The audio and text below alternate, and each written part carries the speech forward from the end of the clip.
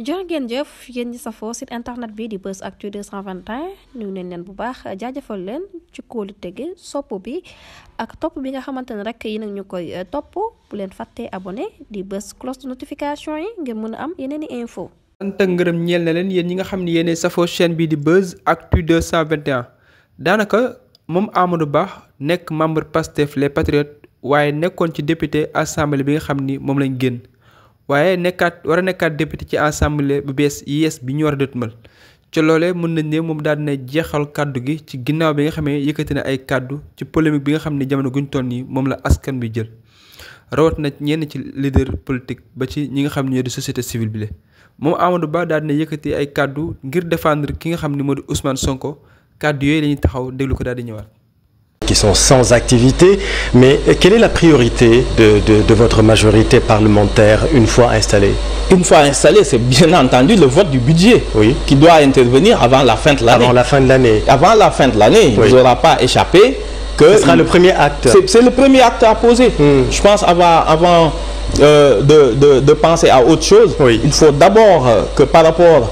non seulement au fonctionnement du pays, mais par rapport à nos partenaires techniques et financiers, cette nécessité de voter le budget pour rester encore dans le délai constitutionnel qui a été fixé. Il ne faut pas qu'on déborde cela et je pense que l'opposition aura bien compris l'urgence et la nécessité et je pense qu'après ces résultats, ils ne mettront pas poseront pas beaucoup de jalons qui empêcheront l'adoption rapide de la loi de finances. De la loi de finances, à part le budget, quel est l'autre acte ou les autres actes que vous pensez être parmi les priorités? On verra au fil du temps. Je pense qu'il faut être pragmatique et considérer que tout est à refaire.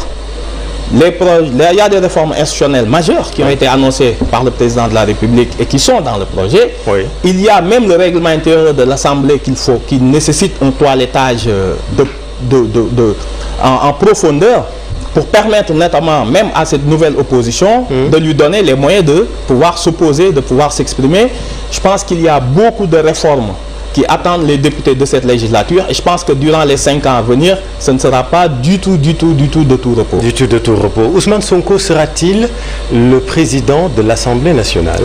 Ben, je pense que ça, c'est un faux débat qui a été ajouté et qui désespère un peu de la part de ce qu'ils l'ont porté parce que dire que le président Ousmane Sonko devra être, comme l'ont dit, théorisé certains, quelqu'un comme Alioune Tine par exemple, pour éviter soi-disant une dualité, je pense que c'est un faux fuyant dangereux parce que ça voudra dire qu'il y a une dualité au sommet de l'État, laquelle dualité n'existe que dans les critiques de l'opposition et je ne comprends pas que la société civile puisse endosser les propos de l'opposition parce que la constitution sénégalaise est modelée de sorte à ce qu'il ne puisse pas exister de dualité.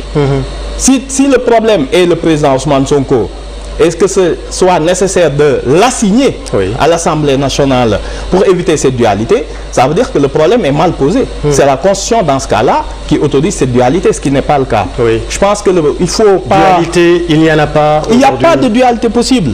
On a une Constitution, on l'a tous dit et dénoncé, présidentialiste, en ce sens qu'elle octroie les pleins pouvoirs au président de la République, non seulement sur son gouvernement, mais même sur les autres institutions. Donc parler de dualité ne relève absolument pas du bon sens, encore moins de la réalité. Maintenant, ce qui est important, notamment pour les militants de Pastef, c'est de ne pas laisser cette brèche-là qui ne sert à rien actuellement s'ouvrir ou même s'agrandir. Je pense que le président Ousmane Sonko a montré, avec toutes les stratégies qu'il a mises en place depuis 2021 pour arriver à la conquête du pouvoir, qu'il fera le bon choix. Et ce bon choix ne sera guidé uniquement que par les intérêts stratégiques du Sénégal. Est-ce que les circonstances politiques du moment, Amadou Ba, demandent un changement de régime politique au Sénégal? Tout dépend de ce qu'on appelle un changement de régime. Je pense que le président Bassirou Diomaye Faye l'avait dit, et c'est dans le projet, qu'il fallait diminuer les prérogatives du président de la République pour éviter que cette concentration entre ses mains ne débouche sur la répression qu'on a vécue et les malheurs qu'on a connus. Donc je pense qu'il y a tout un tas de réformes qui ont été annoncées, qui seront faites, mais de grâce qu'on laisse ce nouveau gouvernement travailler dans la sérénité et qu'on n'essaie pas ce qui est le rêve malheureux de l'opposition, que ce régime, qu'il y aura peut-être quelques difficultés entre le président et le premier ministre.